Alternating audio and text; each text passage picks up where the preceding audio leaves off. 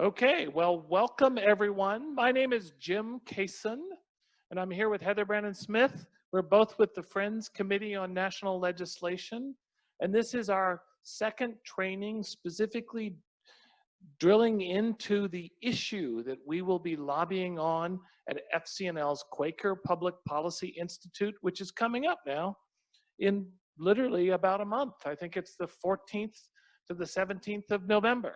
We're looking forward to being with all of you, and particularly to having you advocate with us at this important time. We're going to be recording this training, as I said, and more information can be found at our website. That's fcnl.org. And then if you do /QPPI, again, /QPPI, there's a lot of detail about the lobbying we're doing at the Quaker Public Policy Institute. This specific training, as I said, is we're going to look at the issue that we're going to be lobbying on, why it's so timely right now to have 400 to 500 people here in Washington engaging with Congress on this issue.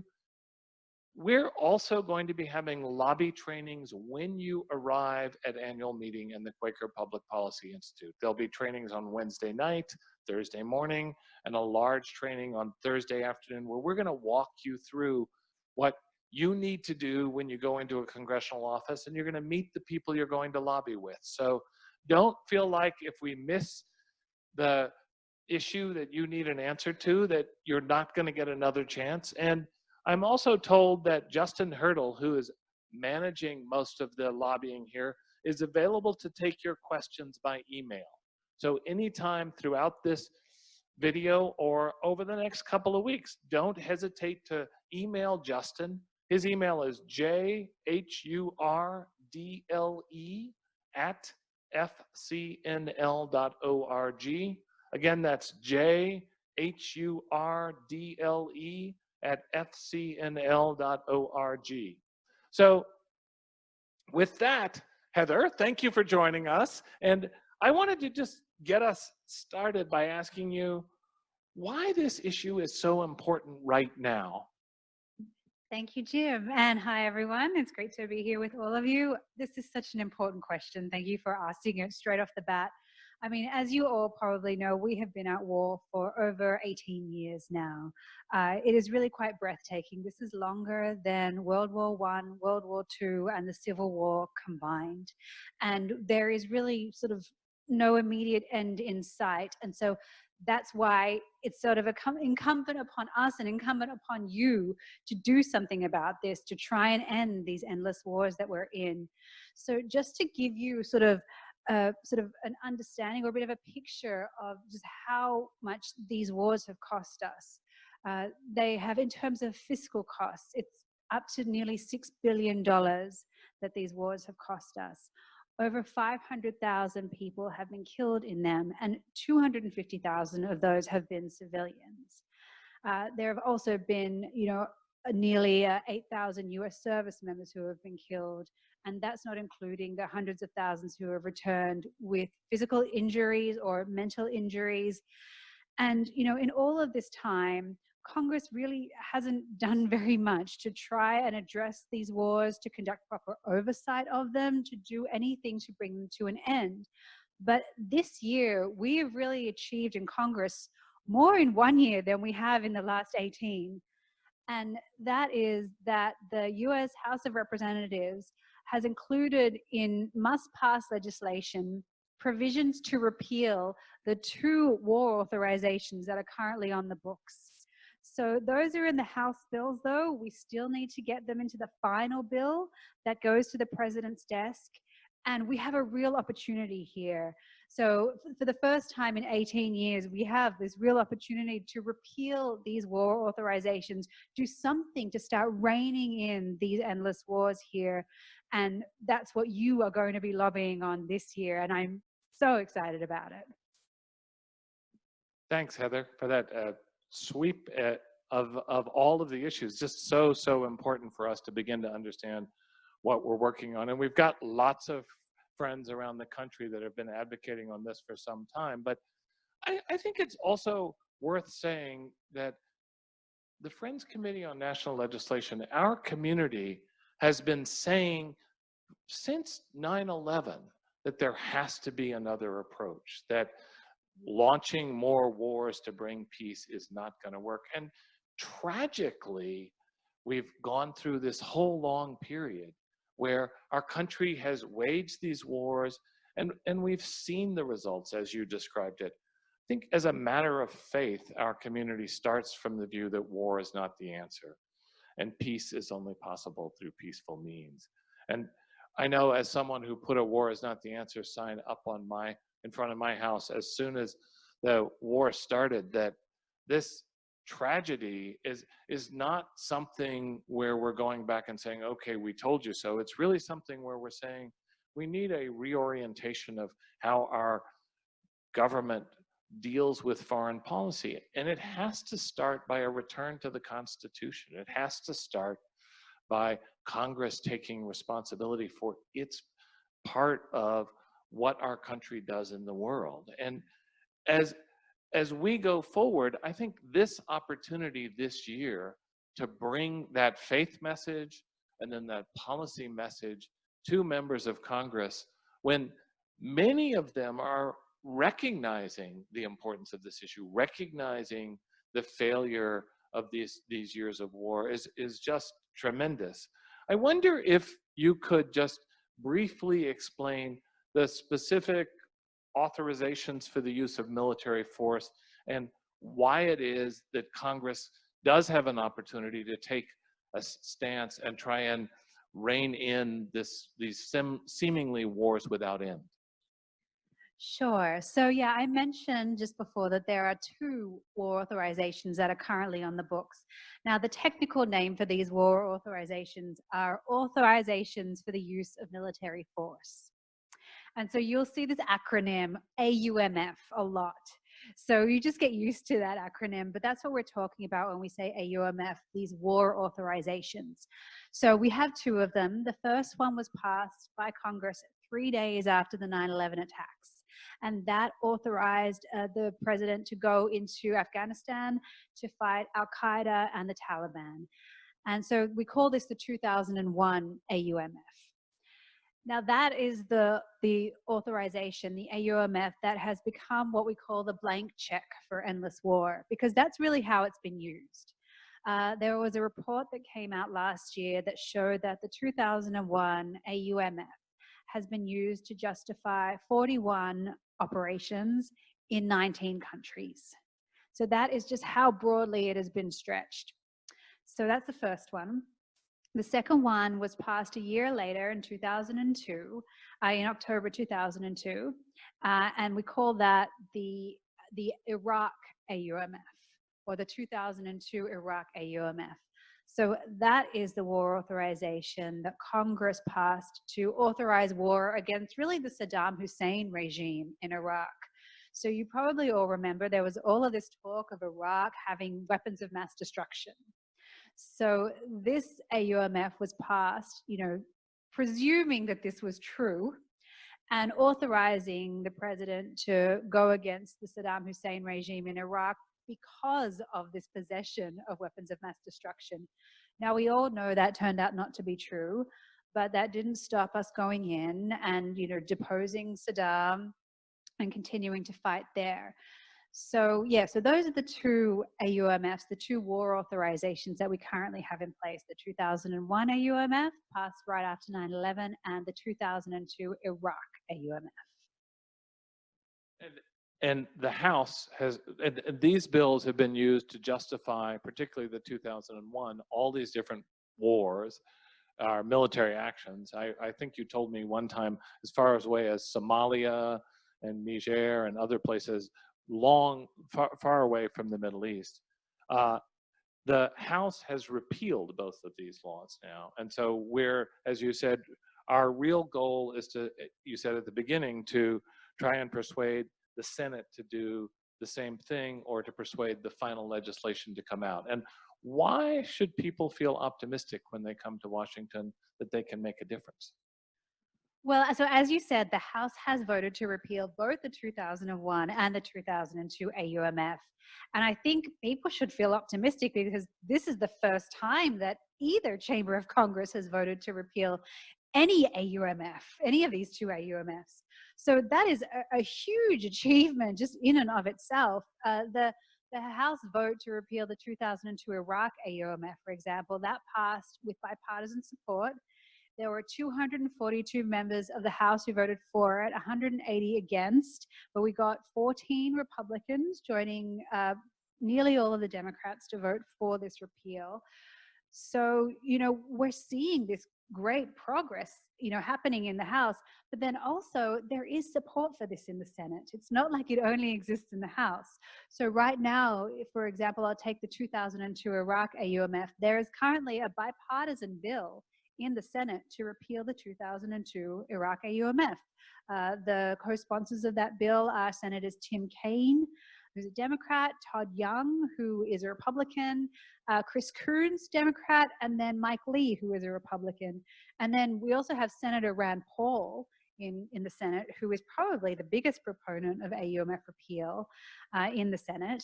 So we are seeing this sort of increase in support for repealing these laws in Congress. We've achieved this big thing in the House, but there's still room to make it happen in the Senate. And so, that's why I'm sort of excited and I see this as a real opportunity.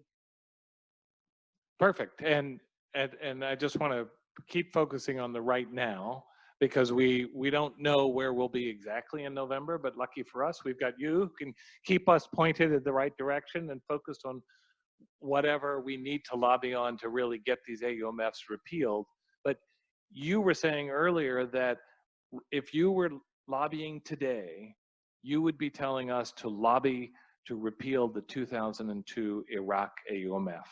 And I think it would be great to hear where we are. I know that you've heard, and I've heard this week, that there's possibility, but there's also danger that this could be compromised. And so is this, if you were telling someone to lobby today, what would you be telling them to do? And what's the update that would help us really make sure that we have the best effort possible to change these laws? Okay, that's a great question. So yeah, the reason that I would say that we should be lobbying to repeal the 2002 Iraq AUMF is because that is what is being negotiated in Congress right now. So as I mentioned, the House passed this provision as part of what we call must-pass legislation. So the particular name of this bill is the National Defense Authorization Act, or the NDAA. That's also another acronym that you'll probably hear a lot of. So AUMF in NDAA. So the Senate has its own version of the NDAA that does not include repealing the 2002 Iraq AUMF, but that is what is being negotiated right now, is what is going to be the sort of compromise version of the bill. Sorry, I can't recall the second part of your question. Well, I'll lead it in by saying what I heard, and then I know you're much more involved, but I heard from a friendly colleague on the Senate side that in the negotiations, they're thinking about not including the 2002 AUMF in there, and because they're really at the final moments of compromising. And what this person also said is really offices need to hear now, right now, that this is important for constituents. And I just wonder what you're hearing from the offices about how important this is now, and then what do you hear about the importance of constituent voices in the offices? Because obviously you're up there on the Hill, but how important is it for members to hear that the people who elect them support this legislation? Okay, so the first part of the question is about what I'm hearing. So yeah, what I'm hearing is that this is something that certainly on the House side, Chairman of the Armed Services Committee, Adam Smith, is very much in support of this.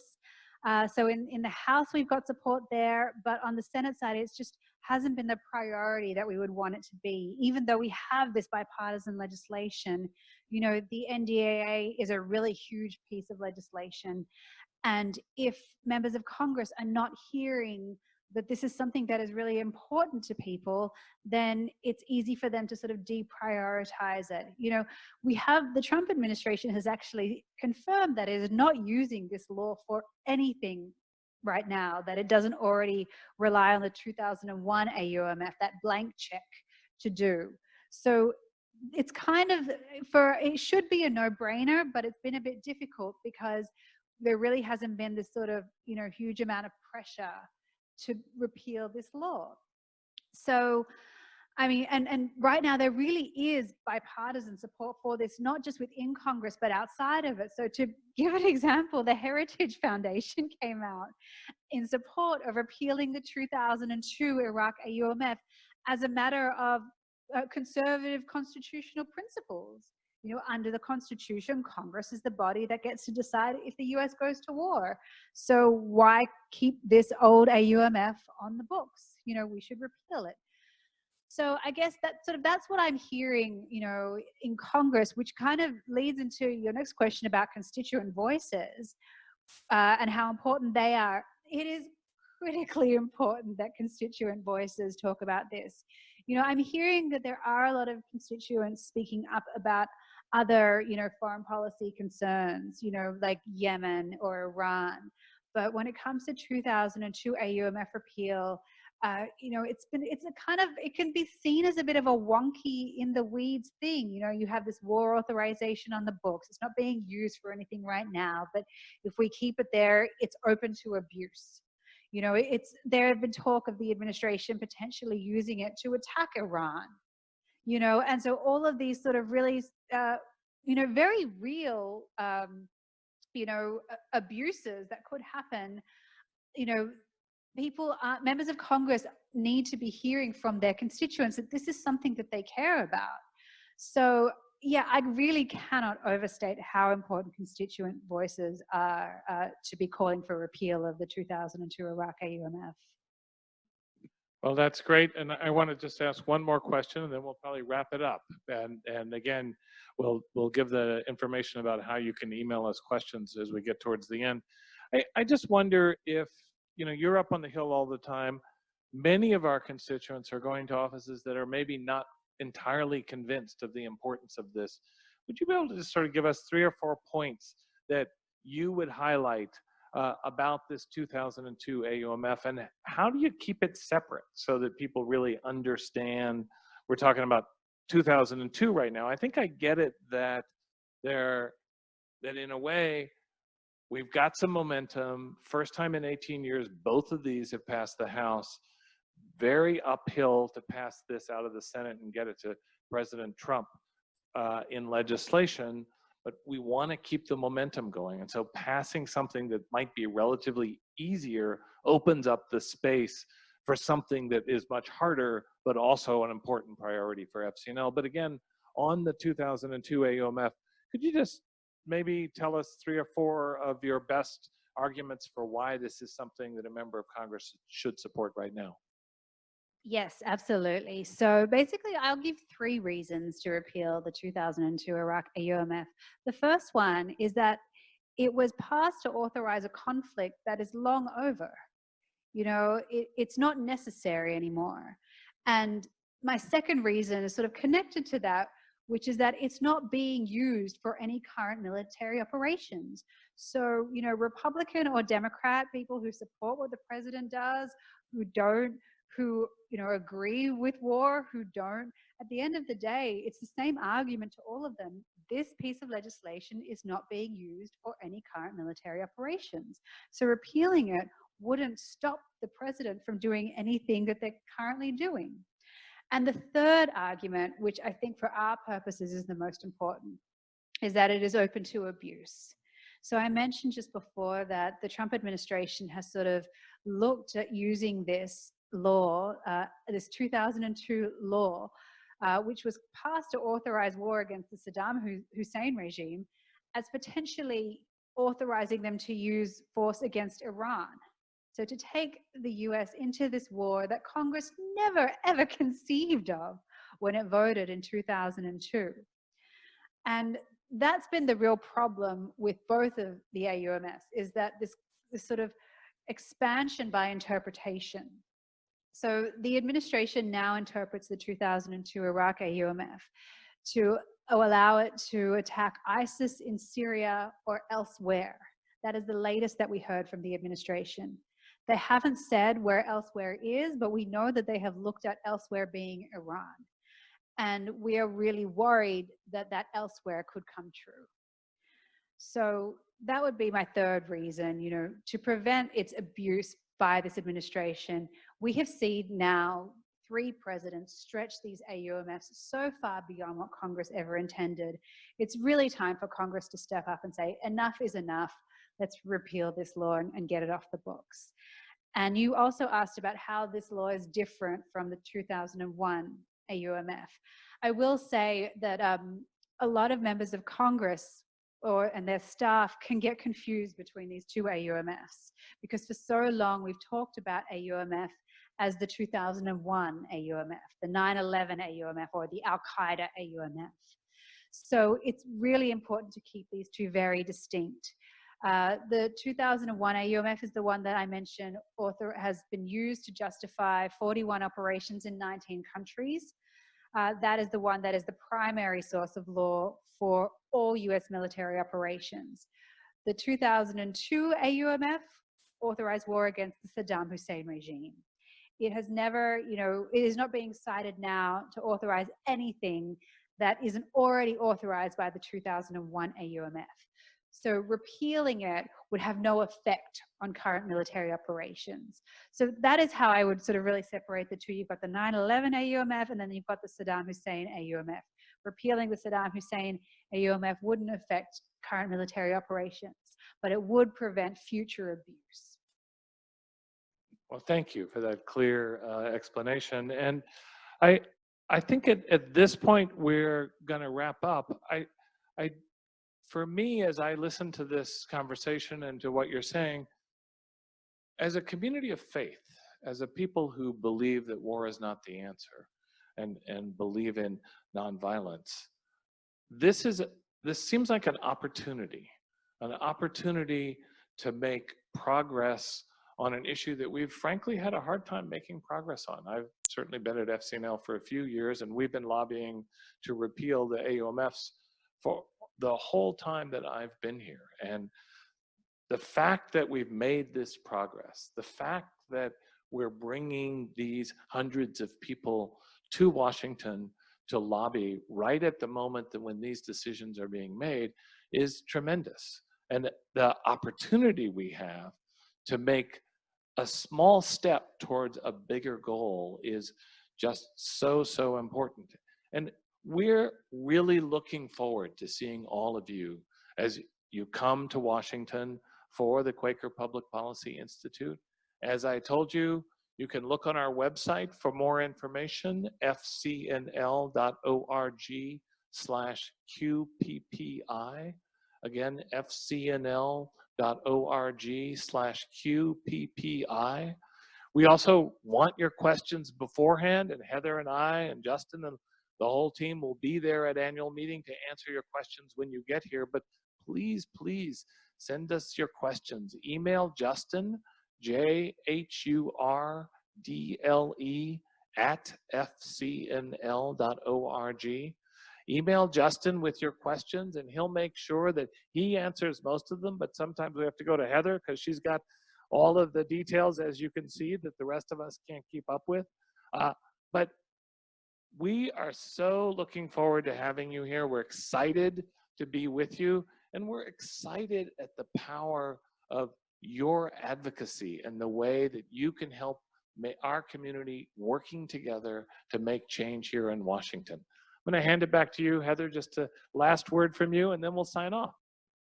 Thanks, Jim. I just want to echo what Jim said, that we're so thankful to you for watching this, for coming to QPPI.